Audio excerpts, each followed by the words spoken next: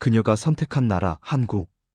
유럽 발칸 반도의 작은 나라 크로아티아 출신의 엘레나 마르코비치는 국제 인프라와 도시 경쟁력을 평가하는 전문 컨설턴트입니다.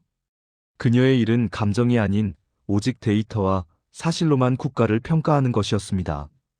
어느 날 그녀에게 특별한 프로젝트가 주어졌습니다. 아시아를 대표하는 두 나라, 일본과 한국을 동일한 조건에서 장기 체류하며 실제 생활 환경을 비교 분석하는 일이었습니다.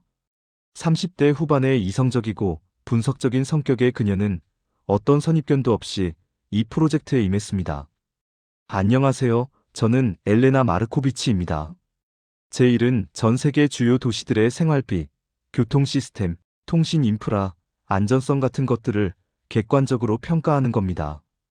이번 프로젝트는 특히 흥미로웠어요. 일본과 한국, 두 나라 모두 경제 선진국이고 기술이 발달한 나라로 알려져 있잖아요. 저는 먼저 일본에서 3개월을 보냈습니다. 도쿄의 깔끔한 거리들, 정확한 교통 시스템, 친절한 사람들을 경험했죠.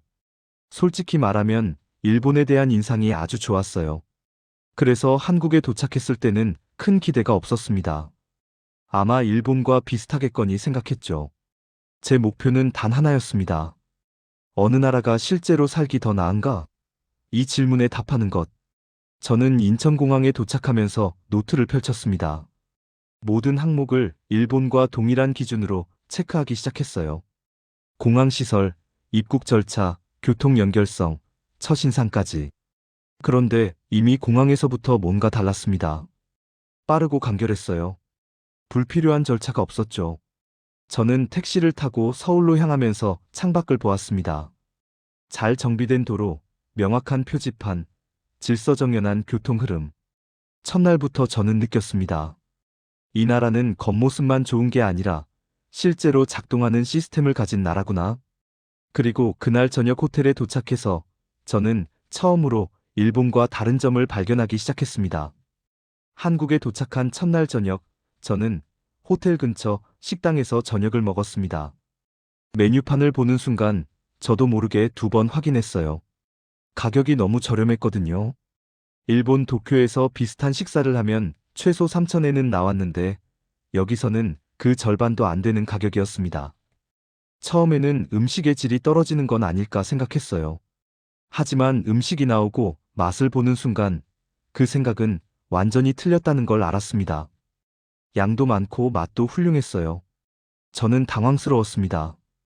왜 이렇게 저렴하면서도 질이 좋은 걸까? 다음 날 아침 호텔 조식을 마치고 택시를 탔습니다. 일본에서는 택시가 워낙 비싸서 거의 타지 않았거든요. 기본 요금만 700엔이 넘었으니까요.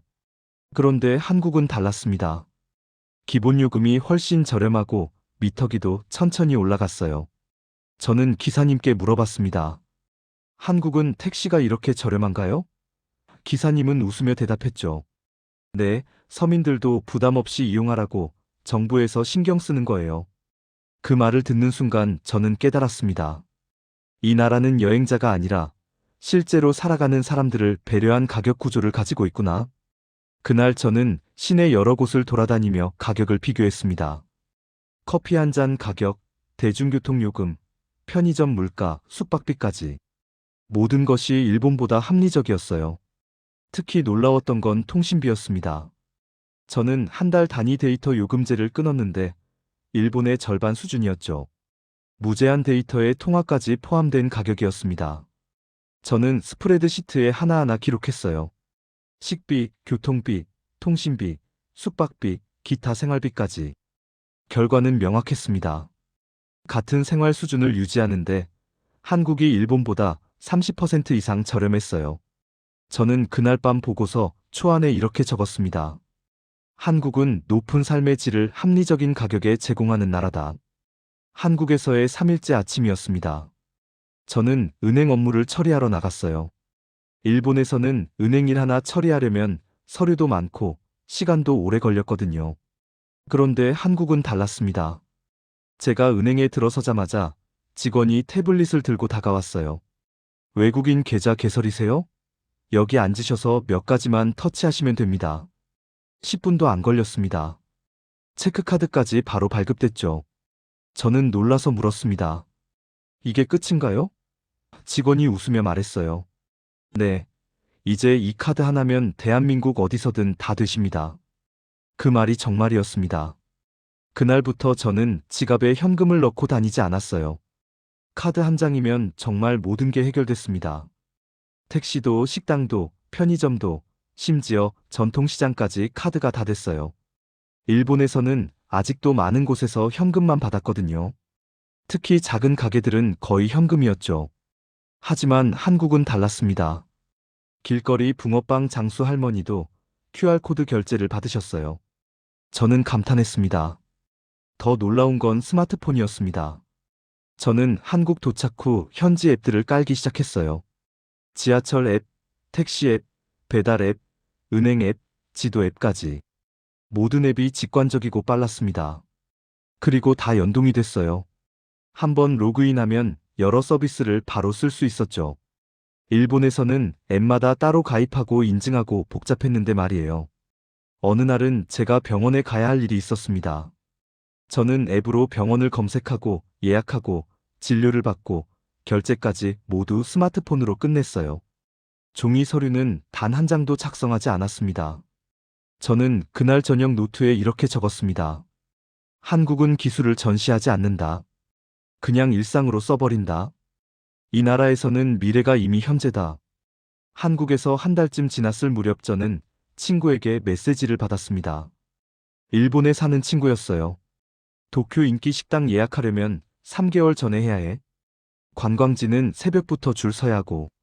저는 그 메시지를 읽으며 한국과 비교했습니다. 한국에서는 그런 경험이 거의 없었거든요. 물론 유명한 식당은 사람이 많았지만 일본처럼 몇 시간씩 기다리지는 않았어요. 어느 주말 저는 경복궁에 갔습니다. 한국을 대표하는 관광지니까 사람이 엄청 많을 거라 생각했죠. 그런데 의외였습니다. 사람은 많았지만 붐비진 않았어요. 입장도 순조로웠고 내부에서도 여유롭게 둘러볼 수 있었습니다. 일본 교토의 유명 사찰들에서는 입장하는 데만 1시간 이상 기다렸는데 말이에요. 저는 생각했습니다. 왜 한국은 이렇게 효율적일까?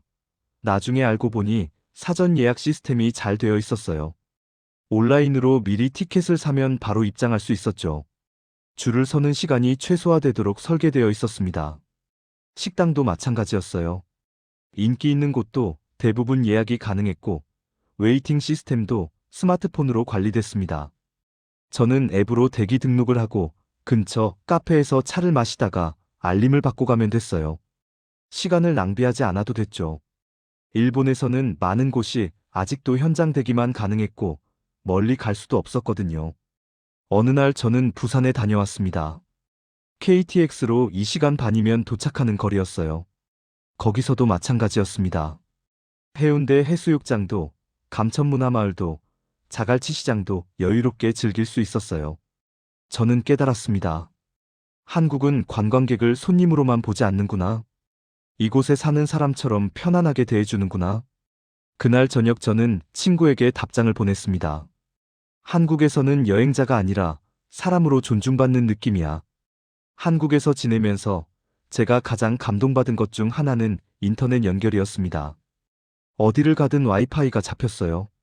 지하철 안에서도, 버스 안에서도, 심지어 지하 상가에서도 무료 와이파이가 제공됐습니다. 저는 유럽에서 일할 때도 이 정도는 아니었어요. 일본에서는 공공 와이파이가 생각보다 많지 않았고, 속도도 느렸거든요. 어느 날 저는 서울 지하철을 타고 이동하면서 화상회의를 했습니다. 본사와 중요한 미팅이 있었는데 시간이 겹쳤거든요. 처음에는 걱정했어요. 지하철에서 화상회의가 제대로 될까? 그런데 놀랍게도 완벽했습니다. 영상도 끊기지 않았고 음질도 선명했어요. 지하 깊은 곳을 달리는데도 인터넷이 끊기지 않았습니다. 저는 회의를 마치고 동료에게 메시지를 보냈어요. 지하철에서 화상회의 했는데 아무 문제 없었어. 동료가 놀라며 답했죠. 정말? 우리나라였으면 불가능했을 텐데. 카페에서도 마찬가지였습니다. 한국의 거의 모든 카페가 무료 와이파이를 제공했어요. 속도도 빨랐고 접속도 간단했습니다. 저는 종종 카페에서 노트북을 펴고 일을 했는데 사무실에서 일하는 것과 차이가 없었어요. 일본에서는 와이파이가 있어도 비밀번호가 복잡하거나 시간 제한이 있었거든요. 심지어 공원에서도 인터넷이 됐습니다. 한강공원에 갔을 때였어요. 저는 벤치에 앉아서 업무 이메일을 확인하고 파일을 업로드했습니다. 야외인데도 인터넷이 완벽했어요. 저는 감탄했습니다. 이 나라는 정말 끊김없이 연결되어 있구나. 정보가 자유롭게 흐르는 나라구나. 통신 속도도 놀라웠습니다. 저는 대용량 파일을 자주 주고받는데 한국에서는 몇 초 만에 다운로드가 끝났어요. 일본에서는 몇 분씩 걸렸던 파일들이요. 저는 보고서에 이렇게 적었습니다. 한국은 정보가 흐르도록 설계된 나라다. 물리적 공간에 제약이 없다. 한국에 온 지 2달째 되던 날, 저는 부산에서 서울로 돌아오는 길이었습니다. KTX를 타고 서울역에 도착한 뒤 숙소까지 가야 했는데 지하철을 타기로 했어요. 처음 가보는 노선이었지만 전혀 걱정되지 않았습니다. 왜냐하면 서울 지하철 시스템이 너무나 명확했거든요. 역사 안으로 들어서자 커다란 노선도가 보였습니다. 색깔로 구분된 노선들, 숫자로 표시된 역 이름들, 환승역 표시까지 한눈에 들어왔어요. 일본 도쿄 지하철은 복잡해서 처음 이용할 때 한참을 헤맸었거든요. 노선도를 보고도 어디로 가야 할지 몰라서 역무원에게 3번이나 물어봤었죠. 하지만 서울은 달랐습니다. 저는 노선도를 딱 1번 보고 바로 이해했어요. 어느 선을 타야 하는지, 어디서 환승해야 하는지 명확했습니다. 심지어 플랫폼에 내려가니 바닥에 동선이 표시되어 있었어요. 화살표를 따라가면 자동으로 환승 위치로 이동하게 되어 있었죠. 저는 감탄했습니다. 이 시스템은 생각을 대신해 주는구나. 지하철 안도 놀라웠습니다. 각 역마다 나오는 안내방송이 한국어, 영어, 중국어, 일본어로 나왔어요. 저 같은 외국인도 전혀 불편함이 없었습니다. 도착역이 가까워지면 스크린에 환승 정보와 출고 정보가 표시됐고요. 일본에서는 영어 안내가 부족해서 구글맵을 계속 봐야 했는데 말이에요. 버스 시스템도 똑같았습니다. 어느 날 저는 버스를 타야 할 일이 있었어요. 처음에는 걱정했죠. 외국에서 버스는 정말 어렵잖아요. 그런데 정류장에 디스플레이가 있었습니다. 실시간으로 버스 도착 시간이 표시되고 있었어요. 2분 후 도착, 다음 버스 8분 후, 이런 식으로요. 스마트폰 앱으로도 똑같이 확인할 수 있었습니다. 저는 정확히 2분 후에 버스가 왔을 때 놀랐어요. 진짜 정확하네. 버스 안에서도 다음 정류장이 화면에 표시됐고 음성으로 안내됐습니다. 저는 그날 노트에 적었습니다. 도시는 똑똑해야 한다는 걸 서울이 증명하고 있다. 한국에서 3달째를 보내던 어느 날 밤이었습니다. 저는 호텔 창가에 앉아 야경을 보고 있었어요. 고층 빌딩들의 불빛이 반짝이고 자동차들이 질서 있게 움직이고 있었죠. 그때 문득 깨달았습니다. 여기 와서 한 번도 불안하다고 느낀 적이 없었다는 걸요. 일본에서는 항상 긴장되어 있었습니다. 지진 경보음이 자주 울렸고 태풍 시즌에는 외출을 삼가야 했거든요. 실제로 제가 일본에 있을 때 규모 5점대 지진이 2번이나 있었어요. 건물이 흔들리는 느낌 정말 무서웠습니다. 하지만 한국은 달랐습니다. 자연재해에 대한 걱정이 거의 없었어요. 지진도 태풍도 화산도 없는 나라. 이 조용한 안정감이 얼마나 소중한지 느꼈습니다. 매일 아침 눈을 뜨고 오늘도 평범한 하루가 시작되겠구나 당연하게 생각할 수 있는 것. 이게 얼마나 큰 축복인지요. 치안도 놀라웠습니다.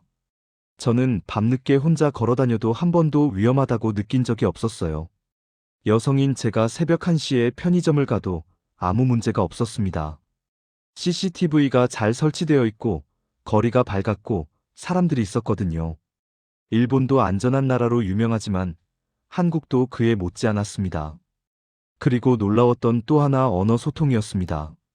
저는 한국어를 거의 못하는데도 큰 불편이 없었어요. 왜냐하면 많은 사람들이 영어로 기본 소통이 가능했거든요. 특히 젊은 세대는 영어를 꽤 유창하게 했습니다. 식당에서도 병원에서도 은행에서도 영어로 설명해주는 직원이 있었어요. 중장년층도 간단한 영어는 알아들었고요. 심지어 택시 기사님들도 기본적인 영어 단어는 아셨어요. 일본에서는 영어 소통이 생각보다 어려웠거든요. 젊은 사람들도 영어를 잘 못하는 경우가 많았고 대부분 일본어만 썼죠. 저는 매번 번역 앱에 의존해야 했습니다. 그날 밤 저는 오랜만에 부모님께 전화를 걸었습니다. 엄마, 저 여기 정말 안전해요. 걱정 마세요. 한국에서의 3개월이 끝나갈 무렵 저는 최종 보고서를 작성하기 시작했습니다. 일본과 한국 두 나라를 동일한 기준으로 비교한 결과를 정리하는 작업이었어요. 책상 앞에 앉아 지난 6개월간의 데이터를 쭉 훑어봤습니다. 생활비, 교통 시스템, 디지털 인프라, 안전성, 의료 환경, 문화 시설, 업무 효율성까지 모든 항목을 객관적으로 점수화했죠. 결과는 명확했습니다. 총점에서 한국이 일본을 앞섰어요. 특히 생활비, 디지털화, 교통 편의성에서 큰 차이가 났습니다. 하지만 숫자보다 더 중요한 게 있었습니다. 바로 느낌이었어요. 일본은 관광하기에 아름다운 나라였습니다. 전통과 현대가 조화롭고 친절하고 깔끔했죠. 하지만 실제로 살기에는 불편한 점들이 있었어요. 비싼 물가, 느린 디지털화, 복잡한 행정 절차, 자연재해 위험까지. 반면 한국은 살기 위해 만들어진 나라 같았습니다. 모든 시스템이 실용적이고 효율적이었어요. 화려하진 않지만 확실하게 작동했죠. 불필요한 것은 과감히 빼고 필요한 것은 빠르게 도입하는 나라. 저는 보고서 결론 부분에 이렇게 썼습니다. 일본은 관광에 강한 나라다. 하지만 한국은 살기에 강한 나라다. 그리고 추가 의견란에 한 문장을 더 적었어요. 다음 평가 프로젝트도 한국에서 진행하고 싶습니다. 보고서를 제출하고 며칠 후 본사에서 연락이 왔습니다. 계약 연장 제안이었어요. 한국에서 추가 분석을 진행해달라는 내용이었죠. 저는 망설이지 않고 수락했습니다. 마지막 날 밤 저는 한강을 바라보며 생각했습니다. 이 나라 사람들이 왜 이렇게 당당한지 이제 알 것 같다고. 그들은 조용히 하지만 확실하게 잘 만든 나라에 살고 있었으니까요. 과시하지 않지만 실력 있는 기술력을 가진 나라. 화려하지 않지만 편안하게 살 수 있는 나라. 바로 대한민국이었습니다. 저 엘레나 마르코비치는 전문가로서 그리고 한 사람으로서 한국을 선택했습니다. 이 내용이 마음에 드셨다면 구독, 좋아요, 알림 설정 부탁드립니다. 감사합니다.